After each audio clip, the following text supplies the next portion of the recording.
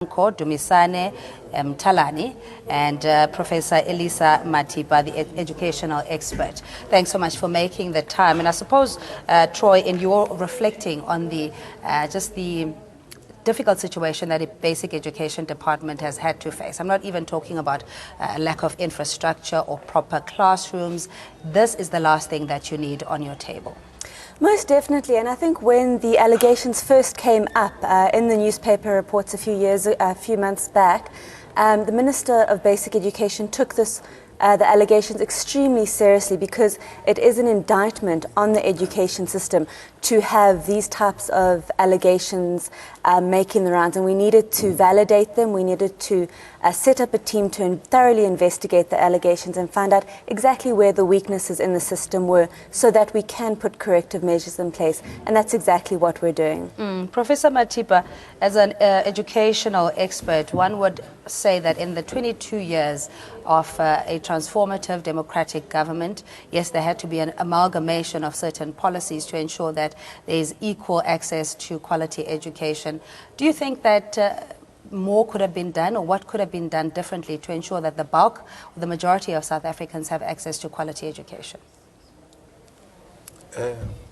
It's a difficult question. I think the government, which is a democratic government, they've tried their level best in terms of reducing the number of illiterate people.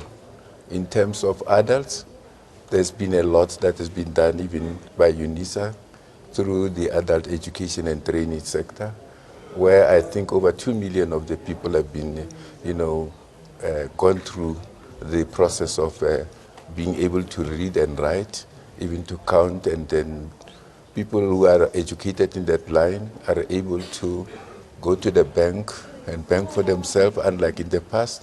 When you look at the number of young children that are at school, we are almost in the 90% of school-going children, unlike in the past where lots of children were not at school. So we can pat ourselves on the shoulder and say the new government has done a lot, but then we could look at the quality of what we are giving the children today. Okay.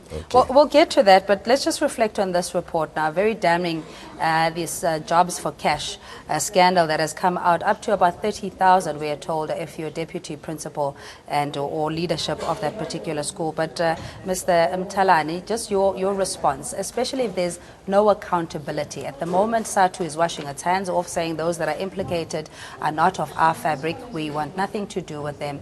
Where would you hope this particular saga ends?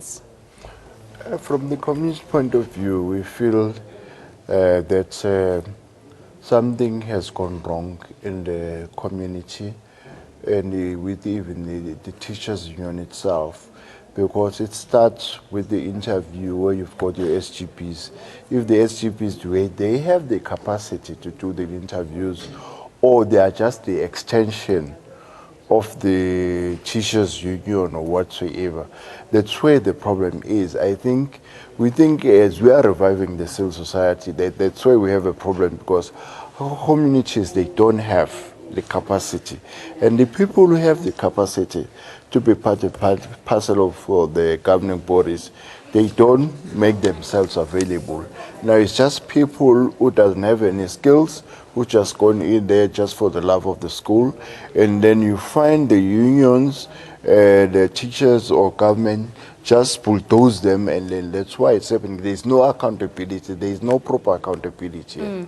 Let's take a caller. Simon in Limpopo. Hello. Hi. I just want to get into the topic of today. Yes, sir. Go ahead.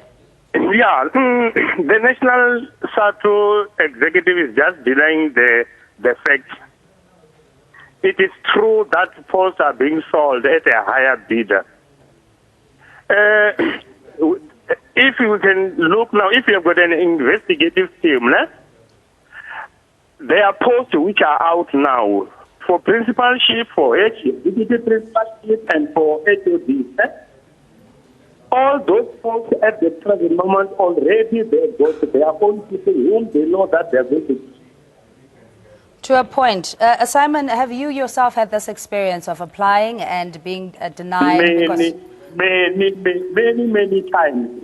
You'll find somewhere or in just accompany a person whom you know already that this vote is going to be given to him or her. All right, we'll have contact details a little bit later on, and then you can send the details to Troy Okay. Martin, spokesperson of the department. Thanks for your call. Zia, hello to you.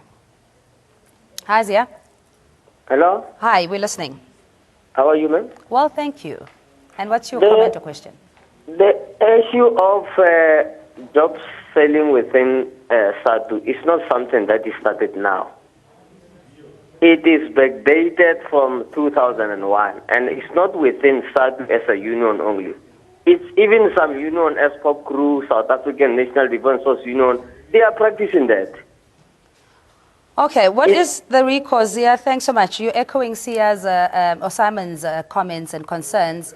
And Troy, maybe it's unfair to ask you directly, but in terms of investigating any whistleblowers, any concerns that may have come through prior to this Deming report being exposed, how much or how many or how far does it extend of hearing about this kind of practice? Well, what we've actually done as the Department of Basic Education is extended the timeframes that were given to the ministerial task team. We've given them an extra few months until the end of August for the forensic part of the investigation to continue.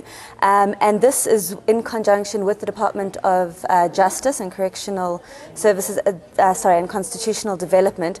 And this is in order to continue investigating the whistleblowers that still are coming forward. We keep getting more and more reports and more incidents that need to be investigated. And this is so that the work of the task team can continue and so that criminal charges can be laid if need be. And just to touch on the issues that were raised by my colleague from Sanko regarding SGBs, this is one of the areas that were identified by the ministerial task team that we need to look at. And what we're doing is we're looking at the powers that the SGBs have. They get to recommend, they sit on the interview panel and they get to recommend. And what we're looking at doing is setting up a committee that also ratifies those recommendations and looks a little bit further into the recommendations by the SGBs. Obviously, the role of the SGBs are crucially important because it's part of the broader consultation with the community of the school. But we also need to look at capacitating and training those SGBs so that they're able to make the best decision for the learners. All right, we'll come back and discuss the root of all of this, why people feel the need to have to pay for jobs.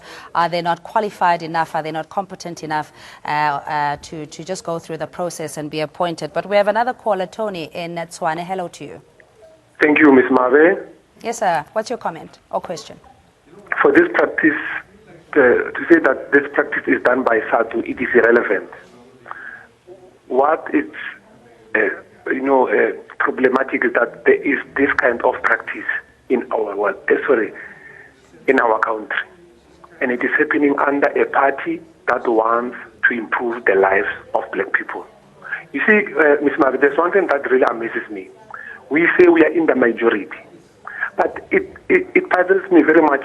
Why can't we capitalize on our majority?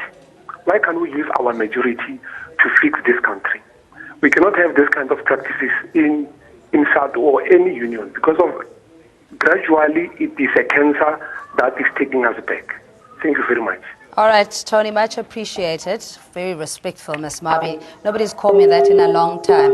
But just as going back to why people would even feel the need, is it out of desperation or is it wanting instant gratification, not wanting to earn your stripes, go to school, earn a qualification and go through the process? I'll start with you, Professor.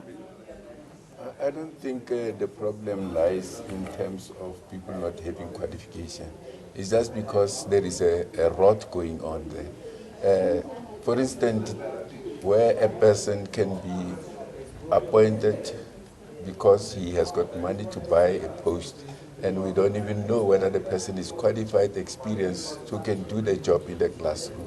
So we could not place the whole emphasis on the idea that perhaps people don't want to go to universities and qualify for the job they would like just to buy them. It goes deeper. There's a matter of money that's going in between. Yeah, so you can buy your way in anything. But let's take a call. Mlangeni, hello to you. How are you? I'm good, thank you. What's your question or perspective? Yes, I just want to know, these people, they should not play with our mind. I think the government is the one that employs educators. Now, the union they are only as an observer status. When they conduct interviews, the union has to be an observer. So the department officials, they are to blame for all this corruption. So please, let us not say the union, how can the union hire? Because it doesn't even recommend. What recommends is the SGP. All right, Mlangeni, thanks so much. We'll put that to Troy, saying that how much power does the Department of Education have in appointing teachers, or is the union holding you to ransom? And who do you salute, or who salutes who in this case? Well, I think the unions are mere observers of the whole process. So it really is a multi-pronged